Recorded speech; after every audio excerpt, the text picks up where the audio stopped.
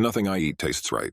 There were three of us living in a house share situation. It was me and my friend Kieran from college and Simon, who was slightly older than us. Me and Kieran were fresh from college, and though we had intended to live by ourselves, we quickly got a big dose of reality and realized it wouldn't be feasible on our salaries. Thankfully, we met Simon through a friend of a friend, and the three of us found a pretty cheap place. I can't say we ever really hit it off with Simon. There was nothing we disliked about the guy, but even after living with him for over a year, we knew next to nothing about him. One thing we did figure out pretty quickly was that Simon rarely left the house. Kieran put a word to that: agoraphobic. Simon would go out maybe once every week or every 2 weeks for groceries, but he would never be gone for more than an hour. People have told me since that this would have been an issue for them, having someone always hovering around and stuff, being in your face 24/7 for as long as you're home. But it wasn't really like that. Simon was pretty courteous about our space, and whatever hang-ups he had, he never made them our problem. Besides, he was paying to live there too, so he had every right to spend as much time indoors as he wanted. The rent was always on time, and Simon kept a well-stocked pantry, so we assumed he had a job. Something he could do from his desk. Computers, maybe? That was how little we knew about him. We didn't even know what he did for a living. Simon was kind of a neat freak. Actually, Kieran had a word for this too, but I've forgotten it. Me and Kieran were slobs, so we always felt guilty when we'd come home and find the kitchen surfaces scrubbed, or the bathroom spotless and the towels folded. Simon was a good influence on us, because we ended up feeling so bad about it that we forced ourselves to get more on top of our chores. But he always said that he never minded. One of the only times he ever referenced his agoraphobia in conversation was when he told us, "I stay indoors all day. What else am I meant to do? I'll get bored if there's nothing to clean."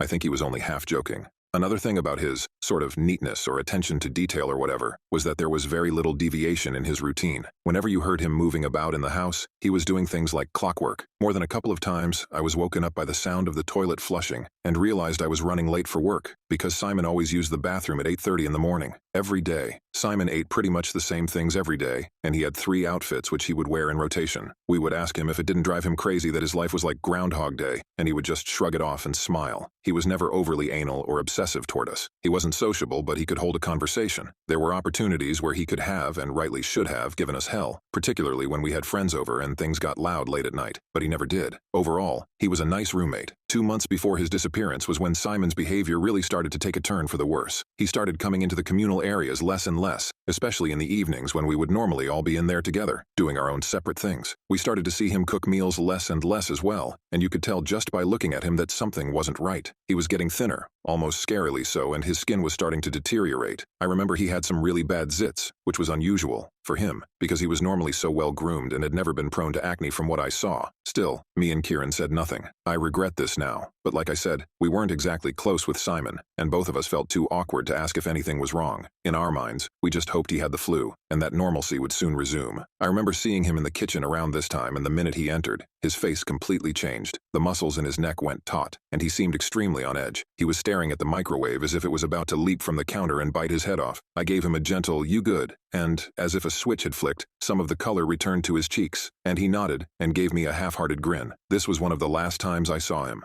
A couple of weeks later, he came home from a trip to the grocery store, trips he had been taking less and less frequently, and always returning with fewer items, wearing a brand new bright red woolly hat, pulled all the way down to his eyebrows. This was so unusual for him and looked so ridiculous paired with the same form of cloth as we had seen him wearing for a year, that me and Kieran burst into nervous laughter immediately at the sight of him. He was obviously so uncomfortable, ashamed even, but didn't take it off, and me and Kieran stopped laughing and gave him a few lame compliments. I only saw him twice more after this, and both times, he was wearing the hat, dirty as if he hadn't taken it off. Kieran, too, claims that Simon wore this around the house at all times. The last time I saw Simon, it was late at night, and I could hear him crying in the bathroom. I lingered outside the door, shifting my weight from foot to foot, unsure of whether to knock. I'd never heard him cry, and I'd never heard anyone cry like that. Before I could make up my mind, Simon came out wearing his red hat. He had a black eye, and there were still tears on his face. I opened my mouth to say something, but he had already crossed the hallway and locked himself in his room. Seriously concerned, and kicking myself that I hadn't taken the opportunity to find out what was wrong when I still had the chance, we began sending Simon frequent text messages, now the only way we were able to communicate with him. None of these would get any reply. We could only assume he was still in his room. Often we would hear him shifting around in there, but his routine seemed to have flown completely out of the window. To my knowledge, he never came out to use the kitchen or bathroom. One night Kieran woke me up. He had the smell of booze on his breath. I think it had been his sister's birthday or something, so he had been out drinking. Kieran told me that he had been sitting on the couch, having just fixed himself a snack, when a man came down the stairs, glanced at him once, grinned, then opened the door and vanished into the night. Kieran said that at first, he thought the man was Simon, since they had the same hair color, and the man was wearing Simon's clothes. In the few split seconds that they had been in the room together before the man had left the house, Kieran had done a double take before realizing that the man had a completely different face and was not Simon. Kieran prefaced all this by asking me if I had friends over. When I said I didn't, he asked if Simon had any friends over. I didn't know for sure, but I shook my head no, and Kieran accepted this automatically. Simon had never had any guests around in the full time we lived together. He also never spoke about any friends. When I thought of that, a pang of guilt hit me as I again pictured Simon emerging from the bathroom crying, with his eye all swollen and bruised. This was quickly erased from my mind though as Kieran told me what he saw. We wondered if the man had been a burglar and if we had been robbed, so we got up and checked everything, but no valuables were missing. We texted Simon a couple of times, but there was no reply once again, and his bedroom door remained closed and locked. I weakly tried to pull Kieran round to the conclusion that the man he saw had in fact been Simon, and he was just so wasted that he hadn't seen Simon's face properly. Even as I said it, it didn't sound right. Simon never left the house at night. Kieran was also adamant, between burps and swaying on his feet unsteadily, that the man he had seen was not Simon. We eventually knocked on Simon's door loud enough to wake him up if he had been sleeping in there, and when there was still no answer, we had to assume, however improbable, that Simon had gone off somewhere and was not home. We were both pretty uneasy, and though Kieran slumped right off to bed, I stayed awake all night, listening for the key in the lock and for Simon's return. 2 days later, with still no return and no text messages,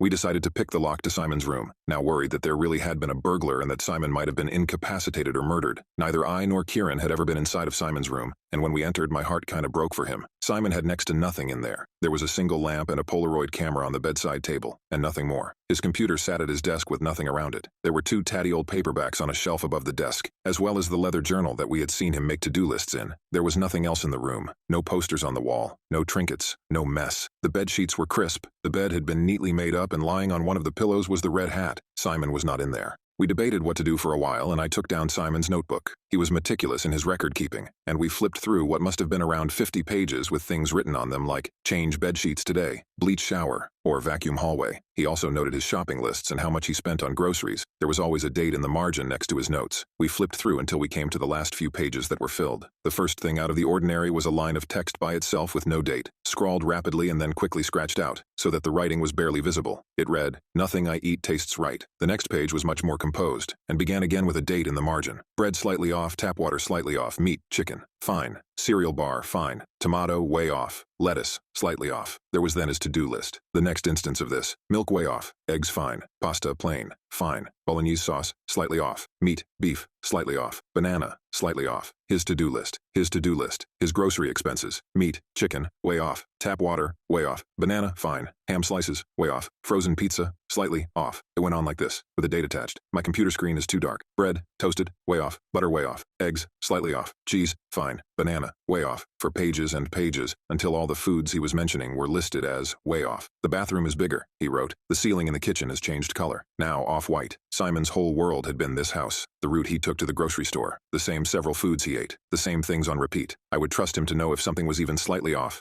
If there was even an imperceptible change. The hallway is wider. Cereal bar, way off. The microwave in the kitchen has moved a few centimeters to the right. The carpet doesn't feel the same. Something smells terrible and I can't figure out what it is. Shower X2 today. Eggs way off. Curtains took longer to close than usual. Not my thought. The inside of the fridge smells strange. Missed a step climbing the stairs. Couch is uncomfortable. Uncomfortable to write with left hand. Bathroom has grown bigger by a few centimeters. Ceiling is higher. Not my thought. Cheese way off. Took the wrong left turn on the way to the grocery store. Couldn't remember the word for aggrieved. Not mine. Put kitchen utensils back in the wrong place. Got lost on the way home. Not my thought. Bathroom has grown bigger again. Didn't recognize room when I woke up. Forgot password to computer. Way off, way off, way off. And not my thought. The final thing Simon had written with no date, and in handwriting so shaky that it was almost illegible, though it had been deteriorating for the last few pages, was, I have nothing. I don't understand why it wants to be me. Should I be happy that something is jealous enough of even my small life that it wants to push me out? Me and Kieran silently freaked. I hefted the notebook and flipped through the last few pages to see if anything else was written, but every page that followed was blank. When it came to the final page, 5 Polaroids slid out and fell to the floor. Kieran scooped them up and we examined them. Each was a portrait of Simon, presumably taken by himself, in front of a plain white wall, probably one of the walls in his bedroom. The photos were all dated, having been taken a little over a week apart from each other. The first photo was how I now remember him, sallow-faced with sunken eyes and a few angry red zits on his face. The second photo showed Simon with very little change, apart from that the zit near his hairline, just shy of his right temple, had grown bigger and almost looked like a boil. In the third photo, the zit had swelled threefold and now resembled a lump or a tumor or something. It covered half of his forehead. Simon's skin was pale. His eyes were dark. In the fourth photo, the lump had swelled to the size of a saucer. It had a few hairs growing from it, and its surface was uneven. It had a sizable dimple in its center. The pressure of this mass had caused Simon's right eye to bruise. His eyelid was purple and swollen. In the fifth and final photo, Simon's right eye had completely swelled shut. It looked as if it had been uncomfortably squashed into the crook of his nose, which also appeared broken and pointed to the left. His mouth was contorted into a painful grimace. The lump had a new shape to it, the bump of something that looked like a nose complete with a nostril, the curve of what could be described as a lip with a slight pink color, unmistakably a circular swell with wrinkles and creases and eyelashes growing from the center of it.